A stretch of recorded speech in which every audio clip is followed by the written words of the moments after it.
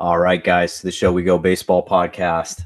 Today's episode, we're dipping back into the Blue Jays system. Last time we were in this system, we had our good pal Hayden Yinger on for the second time, and in today's episode, we got Trenton Wallace. And if you're not too familiar, Trenton, he started 2024 in New Hampshire for the Double-A Fisher Cats, and actually got called up to Triple-A up there in Buffalo this year. And we're going to dive into a couple of those, but Trent, I always like to do this at the very beginning of these episodes. I'm not sure if you're back home right now or what you're doing, but how's your off season been treating you?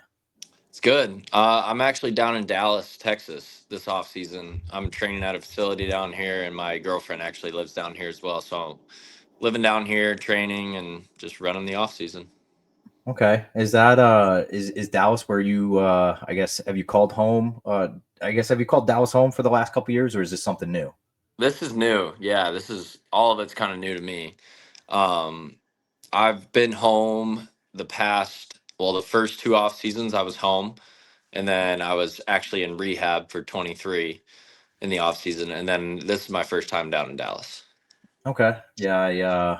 It's gonna snow this week, and I feel Yeah. like the area is going to have a meltdown. And are you prepared for that?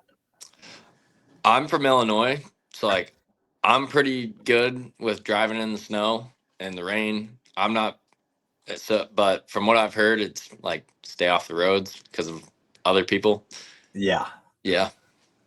Yeah. Yeah, I mean, I I get wasn't I it. wasn't as concerned about you. I was more of like, are we going to be able to handle the grocery stores being completely empty in like a day or so, and everybody kind of losing their minds? Yeah, I'm supposed to go to the grocery store this afternoon, so I kind of want to see if it's already starting. I've heard they just shut everything down when snow or rain or anything down here is like coming, everything just gets shut down. Yeah, it's a lot different. Obviously, like you said, from Illinois, you went to college at Iowa. You played this past year in Buffalo and New Mhm. Hampshire, two places that are very familiar with snow. Yeah. But that Growing that up, does like lead you me. get 2, 3 inches of snow in Illinois, even 4, you're going to school. Oh yeah. So, yeah. Oh yeah, I went to high school in Southern Illinois, and we Oh, were you used get to it it. then. Oh yeah, Mm-hmm. even if it was a couple, it's like no, like your mom's like nope, school's not canceled, you're going. So, Yep. um, all right, I'll get into some boring stuff here, and I want to talk about your 2024 year. Just obviously it was a very good year for you. You went from Double-A to Triple-A, and I'm sure you were pretty happy about that with the timing. And so I just want to ask you, how was your 2024? What are some takeaways that do you have?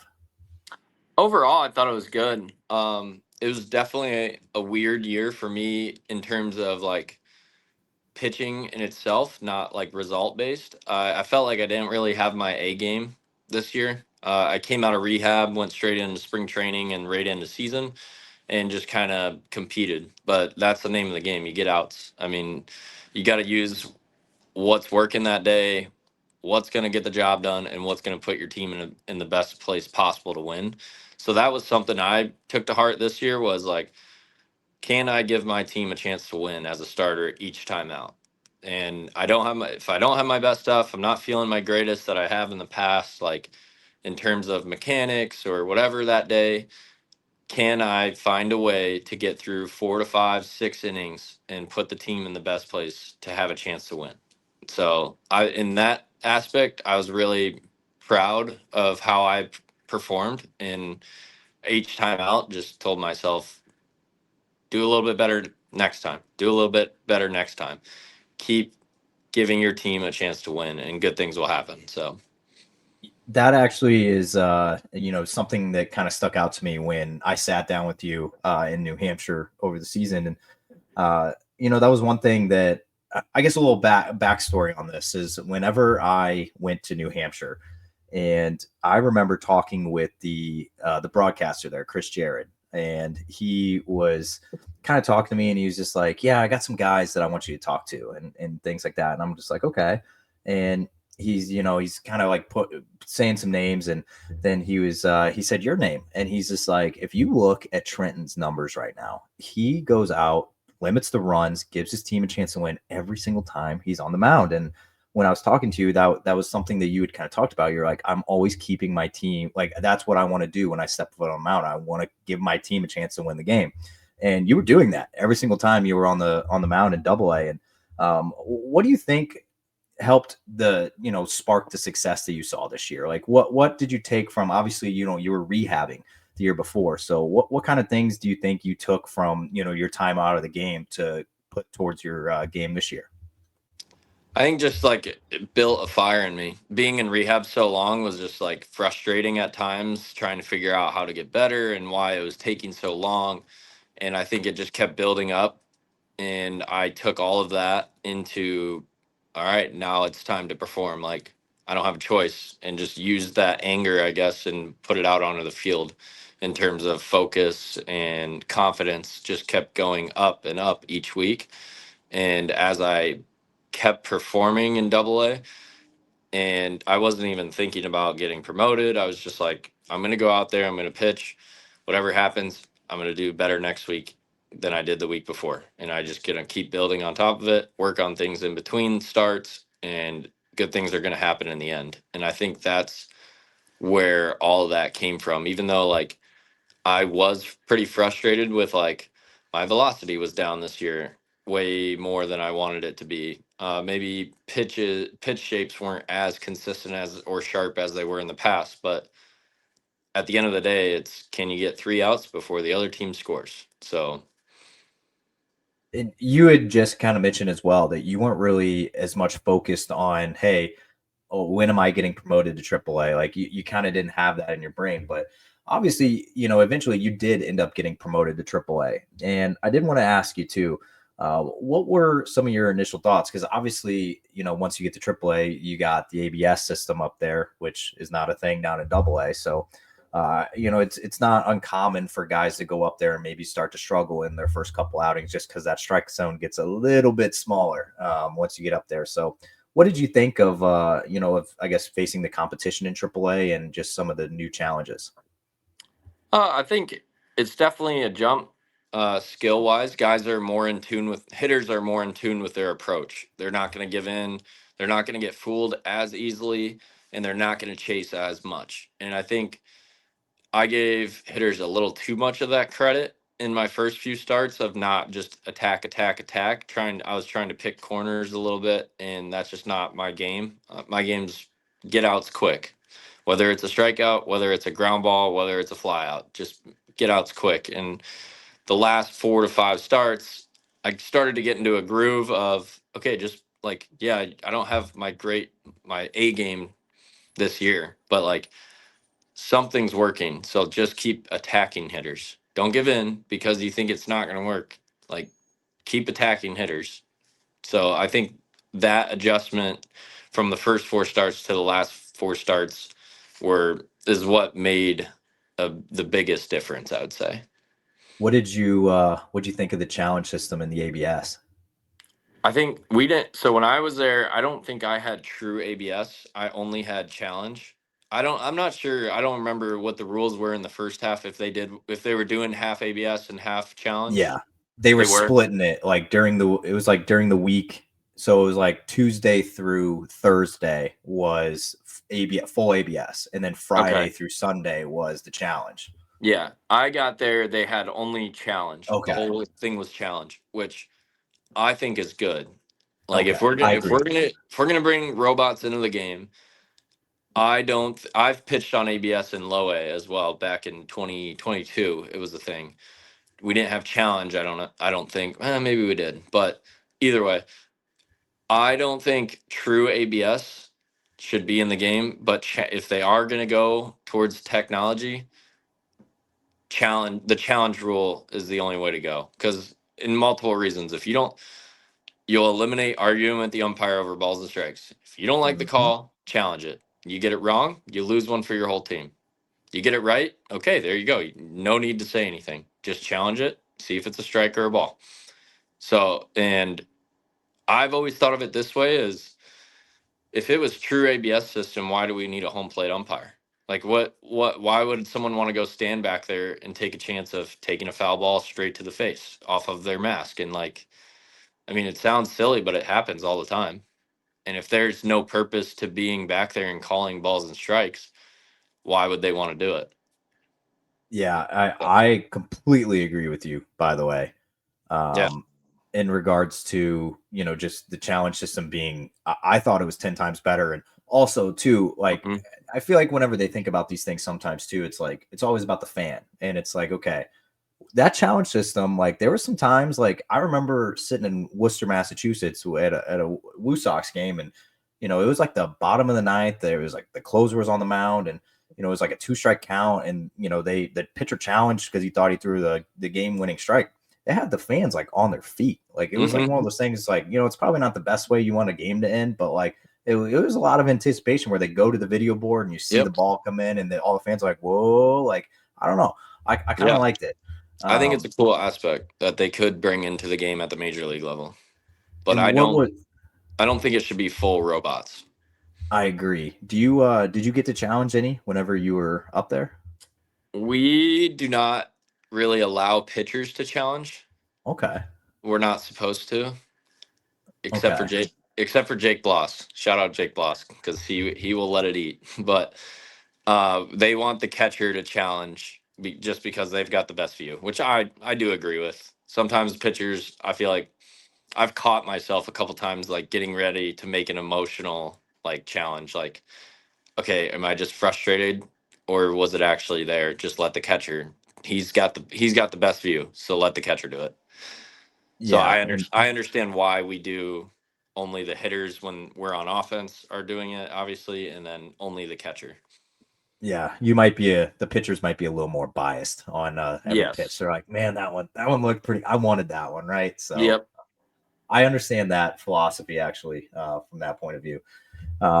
So you ended up going up to Buffalo to finish the year. What did you think about pitching at Buffalo? Obviously, that stadium there hosted the Blue Jays during COVID time, so like an MLB team was there. I know that stadium's pretty nice, and you're a little closer to Toronto's, all their fan base. So, what did you think about pitching in Buffalo?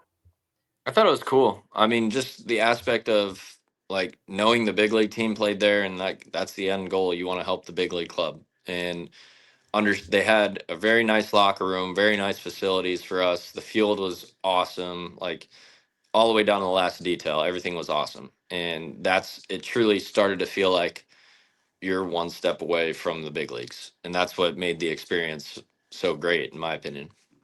So I think something that's very unique in what makes AAA is the mixture of players in the locker room where you could have guys all the way from, the young 21, 22-year-old kid that just got called up. Maybe he's a top prospect, maybe not. And then you go all the way to guys that have a ton of MLB time in the locker room, and, they're vets and they made their debut 10 years ago or whatever. Or if you're in Buffalo's case, you had a guy that's hopefully a future Hall of Famer, Joey Votto, in the locker room, Hmm. that would be absolutely cool to share a locker room with. But what was your experience, I guess, sharing a locker room with some guys with some MLB time? And did you get a chance to pick any brains? Yeah, I mean, Joey Votto was there, obviously. Like that's the big name. That guy, he's a future Hall of Famer. Like, and end of discussion. The guy was Yes. unbelievable. Had a great career. I'd got to pick his brain a little bit. I like to reverse pick sometimes, so I like to pick hitters' brains of like, what are you seeing? Like, what do you think? Like about even if I'm not saying about myself, but like I see a pitcher on the other team that's throwing similar to the way I pitch. It's like what's your plan against them? Like, what are you thinking? And I had a good conversation with Joey one time about swing path and what he's what he saw. We were watching the big league Blue Jays play and on the TV, and someone took a swing, and Joey said something immediately and was like, "He'll never get to it." And I was like, I kind of looked at him just like confused, like more so like wonder what he saw. And I asked him like, "What do you mean?" And he's like, "You see how he's going down and like a certain way with his hands, like he'll never get to that pitch." Like that's what even to the pitcher's eye, he can see what his hands are doing and he understands that that hitter's not going to get to that pitch. So it's like cool to see like okay, now I can use that. Like if I throw a pitch to a hitter and I see his hands do the same thing, I can understand what Joey's saying from a hitter's perspective and use it to my advantage. So like that conversation alone just made me like so much more confident in, like, even if I throw a pitch and it's not in the spot I want, but I see a certain swing, understanding how I can use something off of that is what I took from it. So And also too, I want to add or piggyback on that and ask you this. And obviously, just being around him, even like the example you just gave me is something off the field that just being around the guy, just it kind of you can learn so much by just not even being like between the base pass, like so. I guess my question here too is like obviously you got to see him prepare and work out and train and take swings in the cage or whatever it was. Like, what kind of things did you kind of like pick up from him on like, okay, this guy was in the league for 20 years and this is how he goes about every day. This is what he does every day. He whatever he does off the field. What kind of things did you take from him on that aspect? he's very detailed oriented. That was the biggest thing I saw. He has a plan every day. He came in, whatever he needed to do in the training room to prep, he did it right away. And it was just step by step by step by step, all the way through batting practice, all the way through the end of batting practice, and all the way up until pregame. It was a perfect order of making sure he did everything he could and gave himself enough time. That's the big thing. Is like sometimes sometimes I've done it myself too. It's like you hang around stretching too long and then all of a sudden you don't have time to do a certain drill that you wanted to get in and you just have to go play catch. And it's like the big thing I started noticing is Joey was getting enough time to do every single aspect of what he had to do that day before he went into the game. And that's something I realized, it's like that's what we're here for. Like that's our job. We need to complete our job to prepare. It's like my dad's always said, like there's 5 P's in life. So do you know the 5 P's? I don't think I do. No. Proper planning prevents poor performance. So that's like that was the first example. My dad said it to me like 1,000 times, and then I saw Joey do his whole pregame routine from like 2 o'clock all the way until our 6:30 at night game, and I was like, okay, this guy is locked in, dialed in. He's ready for a game. Yeah, I don't know. I just think that is like I know that some guys out in the PCL this year, Johnny Cueto was kind of floating around, and I talked to a couple guys that were playing out there, and they were just like, it was so cool just seeing like Johnny Cueto like out there on the mound and like throwing, and it's like this guy we grew up watching, and same with Joey Votto, man. Like I was almost even like starstruck seeing him, and it's one of those things where it's like you're right. He should be a Hall of Famer. It'd be a disgrace if he was not, but had to have been Yeah, a cool experience, man. Something that I'm sure you're very happy that you got the chance to share a locker room before he ended up retiring. But 100%. um, I have one more baseball question left before I shoot to some things off the field.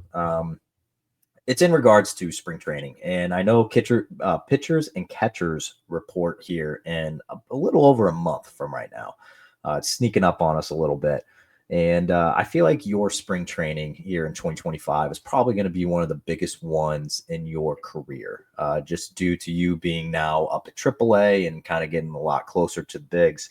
So, what kind of things are you looking forward to, I guess, showing in spring training, and I guess just having this one coming up? Yeah, I think it's just going into it healthy. Um, Last off season, obviously, I was in rehab, so didn't have like a full training program to go through. This off season, I actually went with Tread Athletics, and I'm pretty pumped about where I'm at so far. I've made some mechanical adjustments. I feel like I'm back to being very close to what I was in 2022 and 2023 in terms of mechanics, velo, and stuff wise. I feel like I'm on the right road there. And I think just going to spring training and being healthy going into it is what I'm most excited about. Just I mean, everyone goes through it in rehab. It's in the back of your head sometimes. You have to get pushed through it of, is it going to come back? Is it going to come back? And like I finally got over that hump. I gave myself a push basically right out of spring training of like, no, you're going out to season, like you are fine. You're healthy. Here we go. And now I'm taking that same attitude. Like, I feel healthy right now. Like, just keep going. Don't think about anything that can go the opposite way. I've got a good program. I've got good communication with the Blue Jays and what they want to see and what they want me to change and fix and everything. And I think we're all on the same page with Tread and the Blue Jays side. And I think going into spring, it's going to be coming together still. And that's what I'm excited for, is like the being down there and putting it all together at the end, getting ready for season. Is this your first off season with Tread? Yes. Yep. So what have you? I'm sure there's a lot of differences between what you were doing previously and with Tread, but what Mhm. is like one of your main takeaways that a big difference in your off season training this off season compared to the previous when you were healthy? Yeah, it's mostly mechanical drills. So I actually never threw plyo balls really in the past and did plyo drills. I just wasn't a fan. I don't just kind of never really did it. And I had drills with the Blue Jays that I had done just with the baseball and stuff, but I've switched to a plyo program. I've bought into it because I do believe like varying weights can help patterns. So like if my arm's late, all right, I can use the lighter one and get it on time. If my arm's too too early, you use the heavy one and do a certain drill. So like I'm buying into it, and then I'm buying into the movement aspect of fixing mechanical flaws, holding, being more stable. I've actually dropped about 15 pounds this off season as well, and Okay. put on a couple pounds of muscle already. So I feel like that's going to be a big key in the performance this year as well, as just maintaining that. So Wow. Yeah, it's a new body this year. Has that been an adjustment to kind of, with obviously with, dropping weight and adding, muscle or anything? Has that been like a little adjustment while you've been kind of training this off season? yeah, it's just the biggest thing for me. I've just started tracking my food intake, my macros, my grams of protein, grams of carbs, grams of fat each day, and making sure I hit the goals that I need to, stay under the goals that I need to stay under, and it's just all coming together. We have a great nutrition program with the Blue Jays, and they've been a big help this offseason in making sure I'm getting down closer to my goal weight. Okay. Yeah. Well, that's I don't know. It sounds like 2025 is going to be good for you, and obviously it's great that you're healthy going into it as well. I know you're probably pretty psyched about that to have a normal off season once again. All right, I'm going to switch gears here. This last little part of the pods I usually like to do is a little off the field and kind of see what you were doing before you turned pro. And obviously, you grew up in Illinois. You went to University of Iowa. What was it like growing up? I guess with the baseball scene up, and where you went to high school, and I guess what? Tell me about playing baseball up there.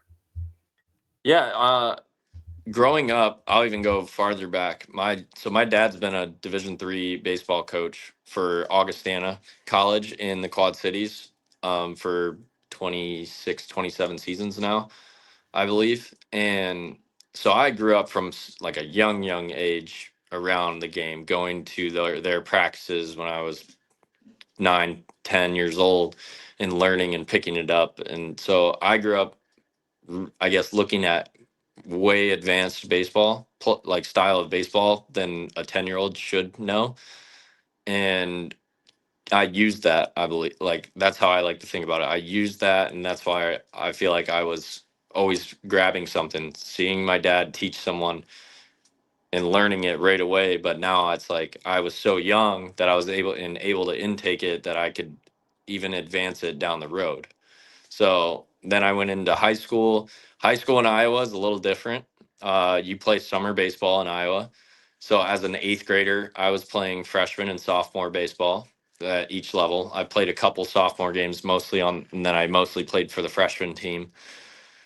Freshman year of high school, I pitched on the sophomore team, and then I got called up to varsity for the playoffs and pitched in the playoff, pitched the first round of sub-state, closed out the quarterfinals, closed out the semifinal. I pitched like the last 4 innings of the semifinals, and then our starter for the championship went the whole 7 and we won the state title. So like that was pretty cool, just being around like a championship team from a young age and understanding like what type of style of play, what type of work at practice needs to be done in order to be on a championship team. And we had a great group of leaders. Like one that sticks out is Jake Gervais. He played football. He ended up playing football at Iowa. When I was a freshman, he was a senior on the baseball team, and he played football at Iowa, played for the Rams, I believe, was on the Super Bowl Rams team. Just a good leader in his work ethic, leading by example, like doing everything correctly. So from a younger high school kid, being able to see that, that's what made me take off in high school. Sophomore year, I made the jump, gained a little velo after a good off season, pitched really well. Same thing junior year, committed to Iowa, signed with Iowa as a senior, and then we won the state title my senior year. I think we went like 41-5 or something. My senior year, won the state Huge. title. Yeah. So I had a really, I'm thankful to have a really good high school career in understanding. And I did take 2 losses. I lost 2 games in the sub-state, either finals or quarter or semifinals, back-to-back years to the same team, my sophomore and junior year.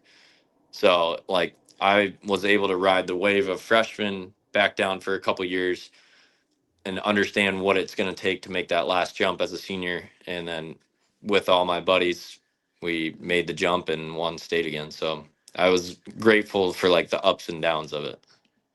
It's a little movie-esque, if you ask me, kind of losing to the same team 2 years in a row, and then obviously getting over that hump your senior year. Hmm.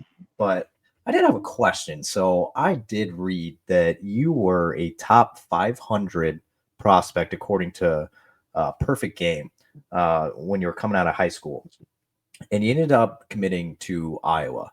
And I'm assuming you probably had a few other, just a few other offers out there for maybe some other Division 1 schools, or even ones in the area, even Iowa State or any other school there, or one of the Big Ten schools.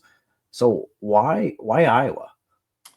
Yeah, I was down to Iowa and University of Illinois were my final 2. And I liked how Iowa felt on my visits in terms of going. They took me to a football game one of the time, and it just felt like home right away.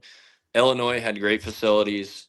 The big thing that pulled me close to Iowa when making a decision was they wanted me to be a true two-way player. So they were going to work with me. Illinois said I could hit in the fall, but they were mostly going to focus on me as a pitcher.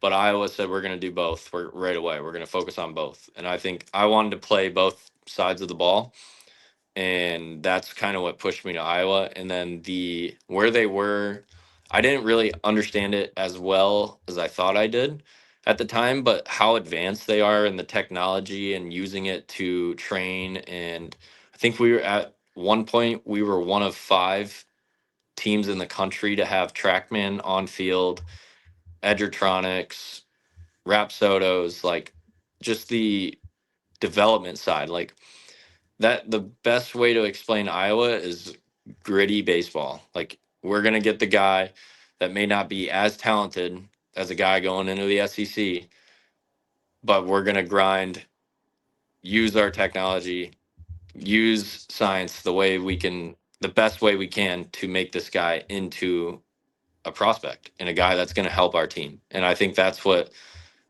drew me into it, was like seeing the guys that were there before me work out, watch them play, watch how they do things. And it's very similar to what I've seen in pro ball with some of the veterans, is like they do their things from one thing to the next, all the way up until game time. They are properly prepared for the game. And that's kind of like the way I just function. So I think that's what made me want to go there. You said something I've heard from another Iowa baseball alum that's I bumped into a few times this past year at the Red Sox system, Tyson Blazer. He said Hmm. gritty baseball is what he kept telling me. He's just like, you guys can, the SEC can have all their guys that can do that. We'll take the gritty guys up at Iowa. And I feel like Tyson's always kind of talking about things like that. He's just like, Hmm. man, he's like, He's like, we just get dogs in there. Like you guys can have your, your blue chip prospects and all that, but we're gritty up there. But that is, I like that though. A Big Ten baseball probably needs a little more love. I think the SEC and ACC and Big 12 get a lot of love, but I feel like Big Ten baseball is a little slept on, and I feel And like it's on the yeah, come up. it's coming around. I mean, you got to look at like the top four teams every year, in my opinion, in the Big Ten are competitive regional teams every single season, and we usually are a conference tournament winner gets in, and maybe one more bid. And that's it. Yeah, I feel like it's coming, man. I feel like Big Ten's going to have a champion probably. I would almost guess within the next decade. It's coming, Hmm. especially with the new NIL stuff. I feel like it's starting to kind of spread out a little bit. So, Yeah, and that will start to even out as well. oh yeah, yep, I'm with you. I have one more question about your life here before the pros. I've had a few guys on this offseason that were Northwoods League alums. And I saw that you were, you had pitched a little bit there in the Northwoods League. And one of the things that stuck out to me is, one of the guys was telling me it's an absolute grind. Like the Hmm. Northwoods League is just an absolute just grind. It goes all summer long. It's like some guys have to like leave early to go back to school or whatever it is. How was your experience in the Northwoods League? Loved it. I thought it was the coolest thing. Like it, I guess I didn't get to experience true pro ball where it was like 3 games here, get on a bus, okay, overnight. Next morning, you're basically getting ready to go to the field again. So playing in the Northwoods like that and being on bus rides and playing with a team that like understood like it's a grind. Like it's at times it is going to suck, but at the end of the day, we're all playing baseball. Like we're doing what we love. So like that and how nice everyone was and accepting of everyone. Like it was just one big group of guys just like playing the game we love and having fun. It didn't matter if we won or lost. Like yeah, we were competing to win, but like we lose, it's like did we play well? No. Did we play our best? Or give our best effort. Yeah, like we learned some things. It was a very big year for me of learning and trying new things and seeing what's working and what's not going to work. So I think that time, that little grace period of being able to experiment with like different swing types, different pitches, different mechanics, everything on both the hitting side and the pitching side is what really made my career jump. Yeah, I think, obviously you hear so much about the Cape Cod League, and and it's good because the Cape Cod League has, the guys, and it's a very good league. And but I feel like I've just been hearing more and more about this Northwoods League, and it's like I think it was your current teammate right now, Hayden Yinger, that actually pitched up there a few years back, and he was kind of telling me, he's like, dude, the Northwoods League helped me so much when I first got into pro ball, and just being able to go through that grind of the Northwoods League and then go straight to like low A, high A, whatever it was, and Hmm. be able to have some success. So I always like showing some love to like wherever you guys kind of spend some time in the summer, because I feel like it kind of made you guys in a little bit. But 100%. okay, I got one last segment left. There's just a few questions here. We're going a little more off the field though. I don't know this answer either. I feel like I probably should, since you're a pitcher, and I have a couple good guesses here. But what do you do in your free time? Golf. I mean, I I play a knew lot of it. golf. I don't play. I shouldn't say I play a lot of golf. That's just something. That's probably my number one go to. Like if I have time to do something and it's one warm out, I'm going to the golf course. Like I feel like that's a pitch. That's just a pitcher's thing. Like that's what they do. So golf. Mm. I mean, I'll play some video games here and there. Honestly, me and my girlfriend got a puppy early this off season and just been hanging out with him, just kind of trying to train him and stuff. I think it's fun to try and teach him new things and stuff. So, like, just really chill, relaxed, not like anything crazy. I only get two answers to that question. It's video games or golf. Yeah, So, I do like to cook. That's like a new one ooh, for like I've been honestly, I cook dinner for us most nights because she's out on the road working until about 4 or 5 o'clock. So I like to, but I love to cook. So I'm like, I'm cooking dinner 5 nights a week, 4 or 5 nights a week, and I get to try new things. Like I made my pitching coach at Iowa, who's with the Tigers big league, Robin Lund. he is a phenomenal cook, and that's when I first got into it. Was my last year of college, and he's taught me multiple areas of culinary. Like I made homemade chimichurri for steaks like a few weeks Ooh. ago. Like I just try different things. So Okay. Yeah, I feel like cooking is like kind of slept on. I feel like I love cooking. I just got married a couple months ago, and I've been cooking all the time, and it's been fantastic. It's kind of like I don't know, clears my mind a little bit. You can just kind of hmm like I don't know, there's something about it, man. I enjoy it. I don't enjoy the and cleanup, but it's like yeah, I'm a big. If I cook, I'm not. I don't want to do the dishes. I cooked it. I'm So also an absolute tornado whenever I'm cooking. I feel like there's just stuff everywhere. It's like I'm using as many plates as possible, and I'm like, oh, whatever, yeah, man. I'm the Just same way. Whatever, as long as the food gets on the plate at the end, it doesn't matter. I agree, man. I agree. So this one might be a little tougher question. If you weren't playing professional baseball right now, what would you be doing with your life? I'd be coaching. Like it. I just. I feel like I have such a good grasp on both sides of the game of pitching and hitting, defensive work, every like just all around. I attribute that to being able to play two-way at a high level all the way through college. And I think I even when I'm done playing, I will want to coach in some sort of aspect, whether it's just a pitching coach or whether it's a head coach. But I just feel like I have such a good grasp on the game and learning from my dad, especially like the way he coaches and from such a young age, being able to watch him, I think it's in the blood. So, Well, you still got a couple more years left in your tank, obviously, before you kind of get started on that journey. But it is kind of cool though that you're kind of like, hey, all this knowledge and everything you kind of intake over even the next like 5 years, you'll be able to put towards that. 100%. I'll play. I'll play until someone tells me, like, no way, man, like, you don't have a chance. Like, and then I'll probably still try. And then at some point, everyone's told they're done. But I will continue to try. But coaching is my go to plan after it all. So, Yeah, I mean, Father Time is always undefeated, which is unfortunate because, yeah, it'll always catch up to you, man. But I got two questions left for you here, and I'll let you slide. The first one I'm going to ask you here. You obviously, you grew up in sort of the Midwest. Would you consider your area the Midwest? yeah. Yep. We're in Okay. the Midwest. Okay. I always am like, so like, I don't know. I can't ever tell what's North, Midwest. Like, I don't hmm really know. Sometimes there's lines, but who are some of your favorite athletes growing up? It doesn't have to be baseball, but just any particular sports. I liked Brett Favre. I'm a Packers fan. Okay. My dad and brother are Cowboys fans, so I chose the Packers. Ooh, And good choice by you. yeah, and I just liked Brett Favre growing up. I don't know why. I think it was just obviously like he was the guy in Green Bay, so that's just someone I watched all the time. That was probably the main one. I would say Mark McGuire. I watched him when I was really little, and then pitching wise, I would say like Adam Wainwright was a big one. Kershaw early, like Chris Carpenter even. So I would say those were my main focus points.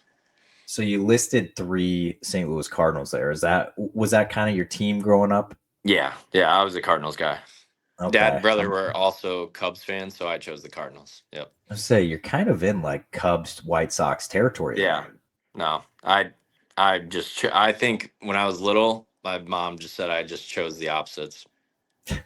Yeah. I don't hate it. I mean, obviously you chose right because I think they won just one more World Series of the Cubs in our hmm lifetime. So I think you chose Yep. right. Um, okay, I like to kind of end these things on this question here, and I am going to ask you a Mount Rushmore question, and it's going to be I need your top four, and what I need is restaurant chains, so they can be fast food or sit down, and I just need your top four. Okay. I gotta put some thought into this. It's a tough question, man. Yeah. All right. I'm gonna go from a fast food aspect. I want to get like different varieties. Oh I'm yeah, gonna go fast food. I'm gonna go. Chipotle. Classic. Chipotle's up there. Nona's Pizza is up there. That's in I don't know if I've Dunedin, heard of that one. or it's in Florida, where close to our facility. I don't know if it's in Dunedin specifically, but it's in the area down there. Dave Portnoy was down there and did a pizza review on it as well. I think it's on his page or YouTube Did or he whatever. did he give it a good review? I think he gave it above an 8, which Oh, is, pretty or good. maybe is it a 7? I think a 7's about average for him. Yeah. If you're above a 7, you're pretty good. And I think he gave it a high 7. So Okay. it's, and I love it. They have a hot honey drizzle on there. It's, Okay. yeah, it's undefeated. I thought it sounded terrible at first, and everyone's like, "You got to try it. You got to try it."